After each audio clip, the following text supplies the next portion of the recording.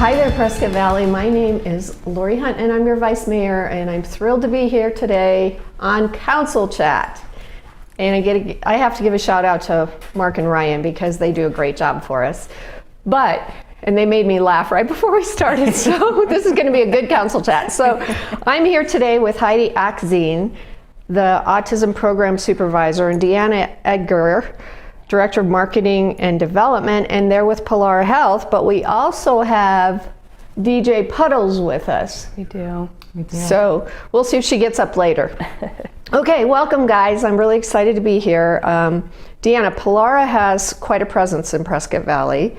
Can you give me a brief history of Polara Health and how the organization serves our residents here in Prescott Valley? Absolutely. We actually have quite a presence in the Quad City area. We've been here since 1966.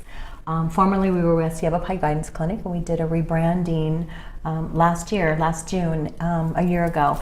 And really the rebranding was about, we're still the same organization, it's just that we're not just servicing West Yavapai anymore. We actually are branching services out, and we're taking children's services over into the Camp Verde area right now. We're on the Camp Verde school campus with our children's services. But we have been in this industry, or in this community, since 1966, serving in mental and behavioral health for our community. And we've got about 46 different services, from specialty services, which is one we'll talk about today, to children's services and adult services, and we've got our crisis stabilization unit, which is behind Tractor Supply in Prescott Valley. And anyone can walk through those doors 24/7 in crisis, and our staff is there to take care of who walks through our doors. We've got about 11 facilities in the Quad City area, so we've got quite a few sites that are out reaching out to our community. So great. Yes. Great. I had some parents reach out to me about autism spectrum disorders, ASD, and specifically services in our community for pediatric patients. It's disheartening to hear from parents that they experience obstacles in finding mental health care. Our goal with this Council Chat is to get as much information out as possible and to talk about what services are coming to our area if we don't already have them here. So, Heidi and DJ, tell me a little bit about yourself, how long you've been with Polara, and what programs Polara currently offers for residents with autism, be it online or in person. Yeah, absolutely. My name is Heidi. I have been with Polara Health. I'm going on to my 9th year now. I have been serving adults and children on the spectrum for the entire time. I am working on a doctorate in special ed, and then I have a history of helping deinstitutionalize those on the spectrum out of other states into the community living. Currently at Polara Health, we do have communication groups for adults and children on the spectrum. We have them in Prescott Valley, Chino Valley, and the Prescott location. And the groups are called Communication 101, and it just helps with just the social challenges that a lot of those on the spectrum deal with. In addition to managing your sensory needs when you're in those social situations so that you can be successful in the community and in your goals that you want to reach. We provide respite opportunities for parents and caretakers, so we'll take the adults or kiddos out into the community for an entire day and work on skills. And we recently went to Sedona to the Rainbow Trout Farm and went fishing, and we got to prepare the fish, and everybody tried it. In addition to, we offer a parent support group, a special needs parent support group that is held virtually on the second Tuesday of every month, where we bring in different service providers to talk about the supports that are offered in our community to those parents. Tuesday we had the Division of Developmental Disabilities talk to our group of parents.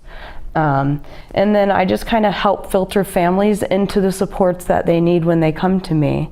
So they'll come to me, we'll talk about the unique needs for their individual, their kiddo, and then I'll help guide them to what they're looking for, because there's not one intervention for, one kiddo. It's different for everybody. Right. Thank you for what you do. So if I'm a mom and I have a 2 or 3-year-old that has been diagnosed and needs some assistance, and I come to you, you would sign me up for some parenting classes, and what else? Absolutely. We would help you with some parenting classes, either to support you in parenting the child or to support you in the feelings that you have knowing that your child just was diagnosed with a disability. With a kiddo that young, we would make sure that they're involved with the state through their Ackzen program, which is for early intervention for those on the spectrum, as we see that early intervention leads to positive outcomes as adults. Right.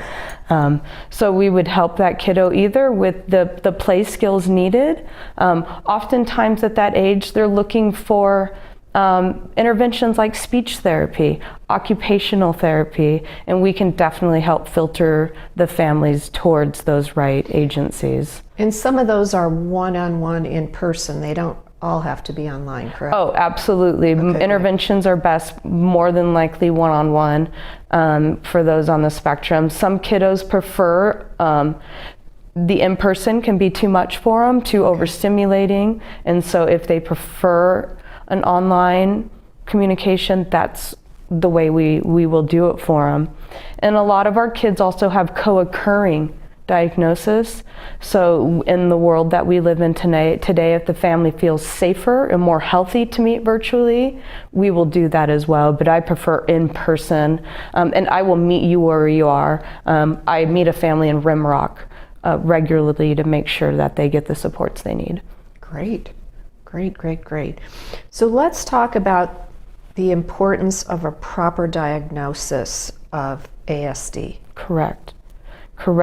With the change over the past 5 years of it being a spectrum disorder and diagnoses like Asperger's going away, the state of Arizona prefers a comprehensive test that looks at behaviors and emotions of those on the spectrum. So they look for those repetitive behaviors, speech and movement. They look for the social deficits. And that diagnosis it should come, preferably as early as possible because of that early intervention. And that diagnosis just helps drive what that kiddos and what that family needs. And if they need state services, for example, through the Division of Developmental Disabilities, or just some of those early interventions to help get the speaking going, get that communication up. So yeah, we could absolutely, the diagnostic process is important before entering school, right, obviously. And there is a diagnosis difference between medical diagnosis and educational diagnosis. So what's the difference? Educational diagnosis is looking for how the autism impacts their ability to process and learn. Okay. A medical diagnosis is looking for their ability to function in areas of daily living and areas of daily living include your ability to be self-sufficient, feed yourself, dress yourself, obtain meals, safely bathe, those areas of living that we all do and take advantage of. Because it comes pretty simple to a lot of people. So you mentioned schools. Do you get referrals from schools? I do, yeah, absolutely. I do get referrals from schools just saying these kiddos need help, and Deanna and I did a fundraising at PHS and we probably did 3 or 4 intakes from that, just wow. The school being like, oh my goodness, you're here. And then they would introduce us to the families and then later they would come in and do an intake for our supports. Great. We find a lot of the families really benefit from the social groups, and the communication. And the connection. And the connection, yeah, the connection between parents has been invaluable. Mm-hmm. Mm-hmm. So, Deanna, we're going to talk a little bit later about the foundation, but so do I have to be a member of Polara or I don't want to say patient, Polara? We call them clients. So a client will come to us and really it's our enrollment group that figures out how you can get our services. And so it's up to them. And we'll look at every situation, right? So whether it's coming in through Access or whether it's coming in through a private insurance, whether we can work with you on a sliding scale, whether we have grant dollars that we can use within this program, if we've got foundation dollars that we can use. There's a lot of different ways that we can help a family come and get services from us. Absolutely. Yeah. Okay, Heidi, back to you. What is the best evidence-based practices for kids on the spectrum? The best evidence base still is the applied behavioral analysis interventions. And ABA is what a lot of families will know it by. It's an umbrella of support. So there's a bunch of different interventions under that ABA. And some of the simple ones is the social narratives, where you practice social narratives. Exercise is actually an ABA recognized therapy. We do a lot of that peer-to-peer interaction where we play and do the social playing. The social groups are really important. If we're working on developing language, a lot of kiddos on the spectrum will kind of point at what they want, and we let them point and we say the word for them. That's called manding, and that's also an ABA intervention. So they would point at the cup, we would say cup, and then the hope is after a while they would develop that language. Great. Yeah. So ABA, Applied Behavioral Analysis, is an evidence-based treatment widely accepted as the best way to treat autism spectrum disorders. And so it sounds like it's something you currently offer. It is. We do a holistic approach, to be completely honest with you.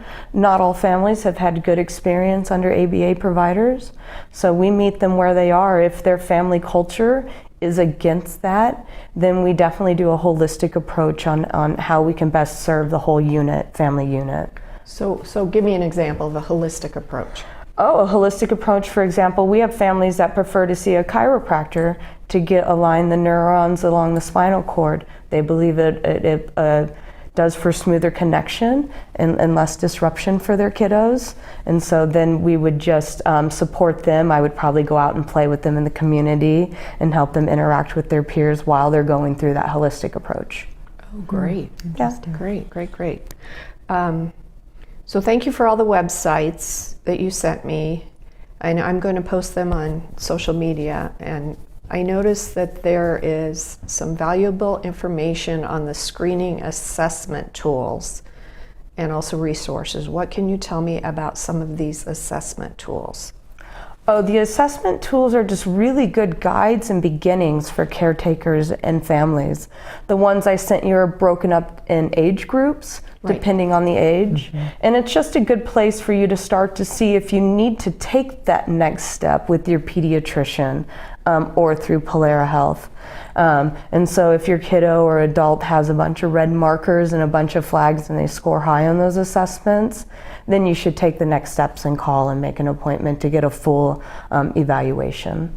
So I noticed you had 3 and under and then 8 and older. So what about that in-between group?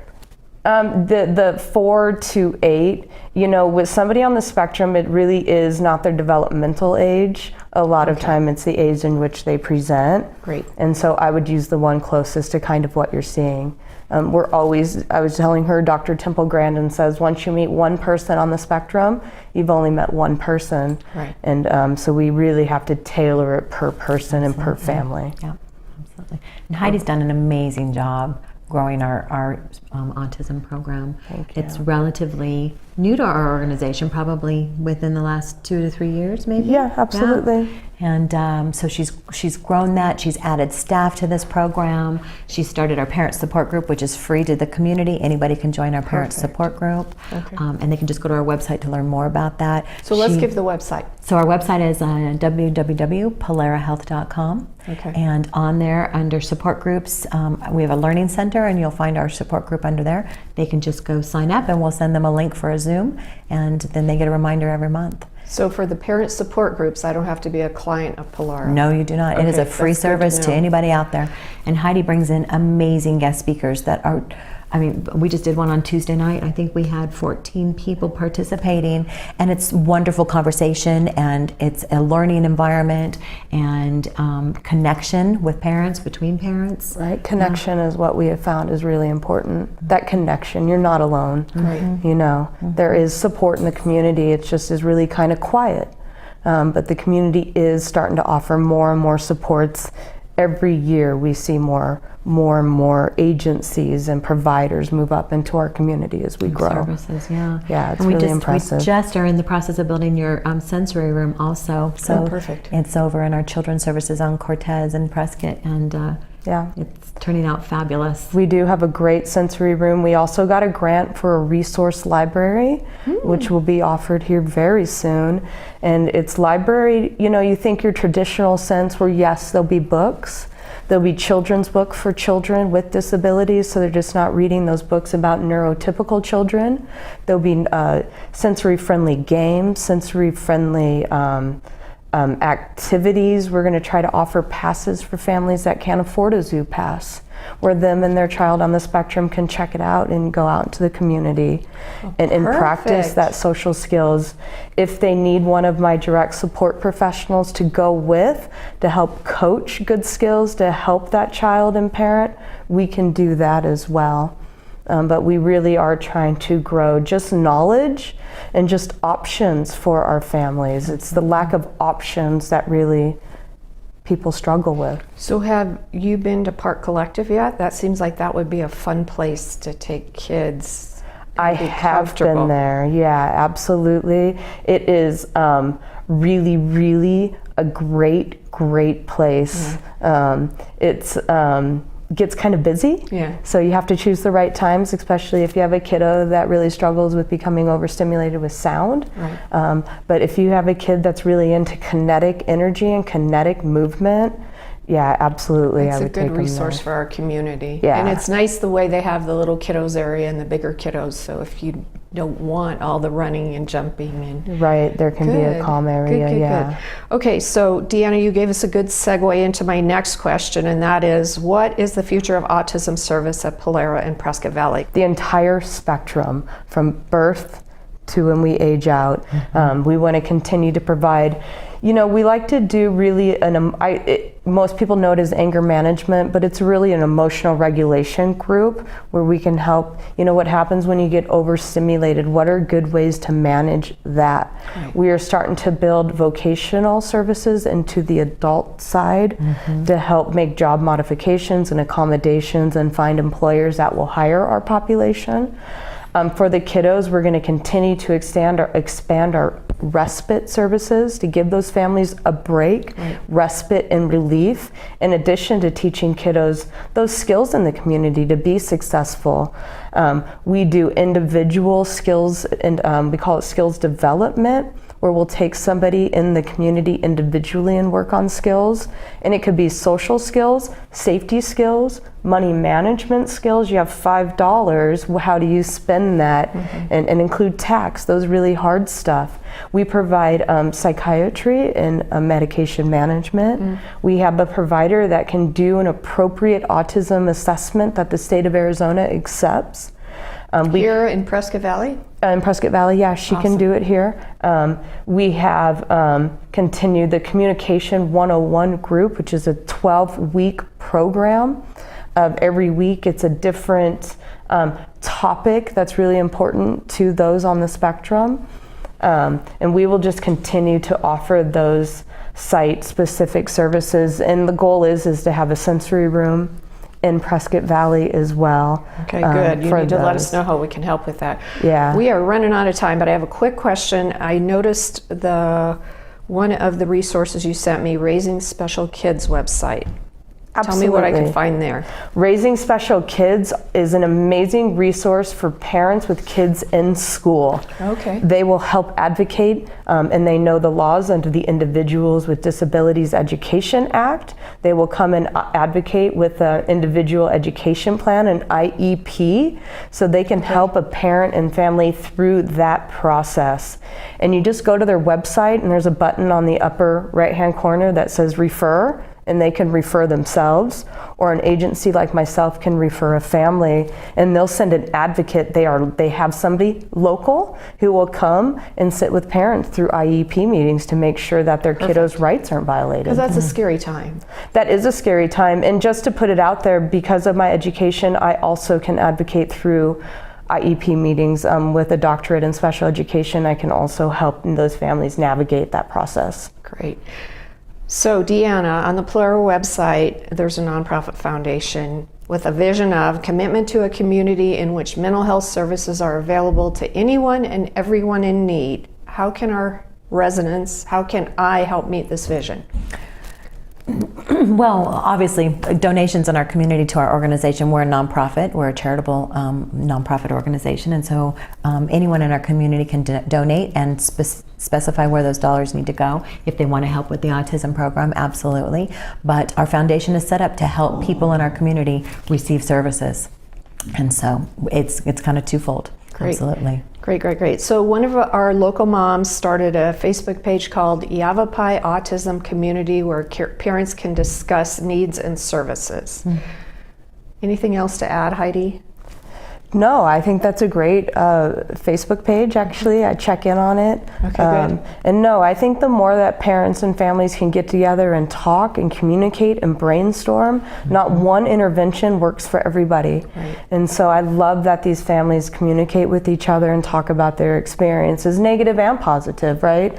I think it's important just for that information to flow. And just for us, Polara Health, is we just want to make sure that what we put out is accurate, evidence-based data. Great. And we are going to have your name and number on the screen and your Absolutely. email, so that's how we get a hold of you. And this was very good information. I'm really excited. Can I log into any of your webinars? Absolutely. Okay, because I want to learn more information. I want to try to be as much of a resource as I can and connect you with families. Please, we have Dr. Dan Davidson speaking next month about the Triple P Parenting Program through Kaibab Behavioral Health Services. Okay. And it's positive parenting for those specifically for kiddos with special needs. Great. And I think that would be really good. And if you could please tell people if they want to go through me for intakes, because our intake process can be challenging for those on the spectrum, just call me and that's something I can do. I can go to them to do the intake if the kiddo can't come to us. So I'm going to refer a couple moms to you. I'm really excited. Thank you. Please do. Okay, Yes, great. yeah. So this is Council Chat. Thank you for being here with me today. I'm very excited. I always like to learn more things, and I learned a lot with you guys. So thank you so much, and thank you, DJ Piddles. Thank you, DJ. There you go. You gonna come see us? There we go. Thank you, ladies. Absolutely. Thank you for having us.